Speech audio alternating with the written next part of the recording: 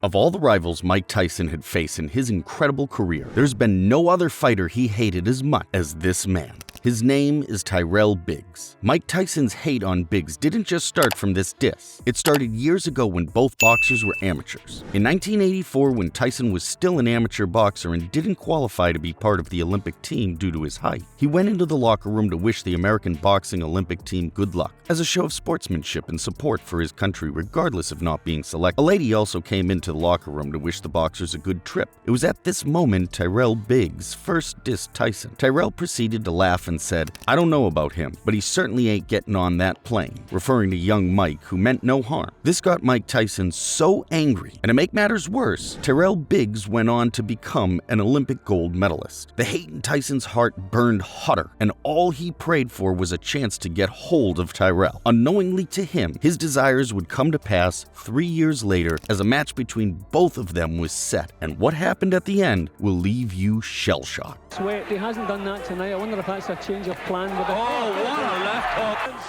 Tyson knows he's got him in big trouble. If he doesn't answer it, Richard Steele has... Today, Mike Tyson, a fellow for whom everybody predicts a great future.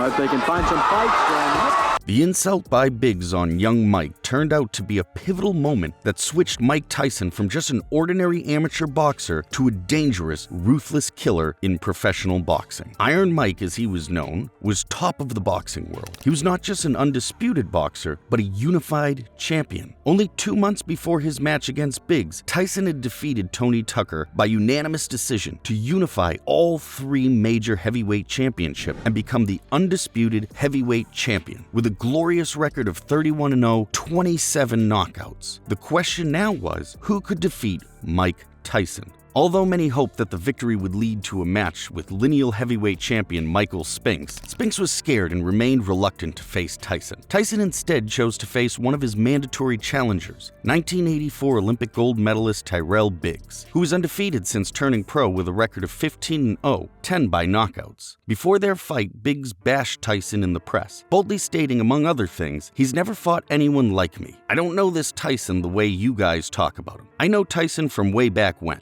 Biggs would also promise to use his mobility and superior overall boxing ability against the stronger Tyson, stating, "He's strong, but his strength will not hurt me. Every fighter I fight is stronger than me. But as the fight goes on, as I use my mobility and boxing ability, strength is no longer a factor." What will he do then? Well, there was only one way to find out. And so on October 16, 1987, the main event billed as the Clash for the Crown had Mike Tyson versus Tyrell Biggs for the undisputed heavyweight championship, which consists of the WBA, WBC, and IBF heavyweight title. The undefeated, undisputed heavyweight champion of the world, Iron Mike Tyson. You received your instructions prior to coming to the ring. Therefore, I expect a good, clean bout. Do you have any questions? Touch gloves, go back to your corner. Good luck. I feel exactly the same way. It's one of those fights you really don't know. I believe in the opinions of many of the people who feel that Tyrell Biggs can win the fight. And so the time came when all talk was out the window and it was time for action. Time for the gloves to do the speaking. As the bell rang, both boxers went heavy at each other. Biggs tried to ward off attacking attempts of Tyson by keeping his distance, moving around and throwing sharp left-hand jabs at Tyson, while attempting to use his distinct height advantage to avoid Tyson's power punches. The first round was all Biggs. He had a solid round connecting with over half of his jabs while limiting Tyson to only 2 hits. It now looked like a match Biggs had full control over. And as punch stat showed or confirmed, that was a very good round. You see, Biggs was doing great the first 2 minutes of the first round, keeping that jab consistent, moving lateral, giving angles, but then the last maybe 45 seconds of the round, Barry, he stopped. And the way that Biggs is moving to his right, that's wrong because of the hook of Mike Tyson. In the second round, although not having a great start to the match, Tyson remained focused and stayed on his mission to destroy the man in front of him. The round was totally different from the last. Tyson regained momentum into the bout and then got his rhythm and distance, which was a huge plus because he could now fully connect with his punches. Biggs would continue with the same tactics as the first round, but Tyson had now read that and was now dictating the flow of the fight. He began landing blows more frequently, and everyone was now concerned. Could Tyrell survive the hits? Towards the end of the round, Tyson was able to connect with a big left hook that split Biggs' lip open.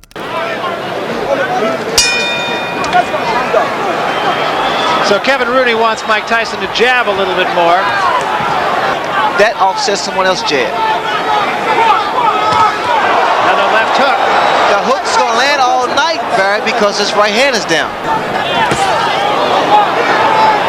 Body shot with a left hand.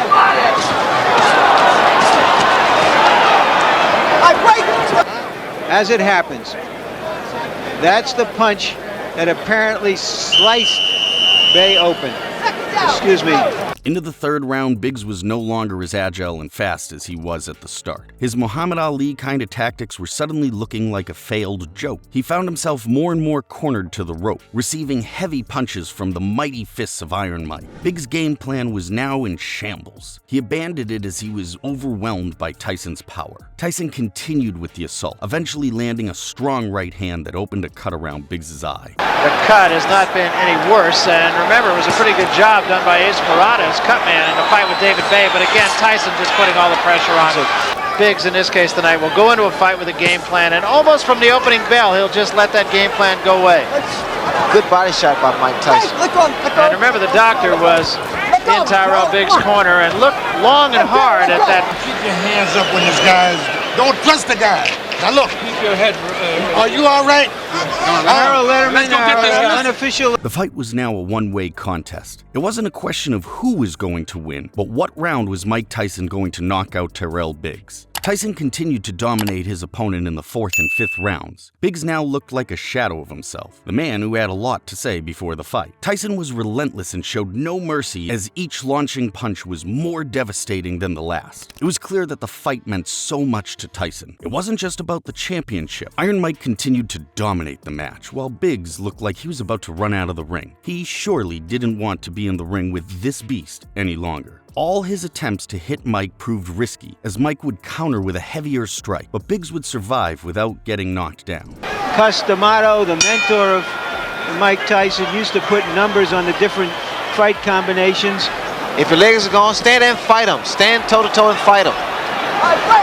So apparently the legs of Tyrell Biggs are shot. His whole body's a lot of leverage.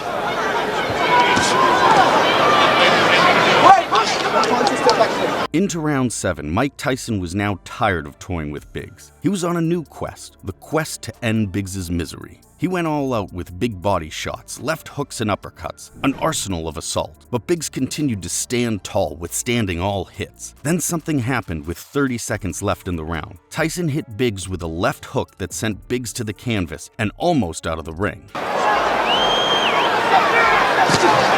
that was a tremendous left hand. And 10 seconds to go in a round. There's a left hand. He's down again. It's over. It's all over. And it wasn't even close. Tyson finally knocked him down. Biggs went down, but not out. He was able to answer the referee's count at 9. Proved wrong against David Bay, which he subsequently was cut.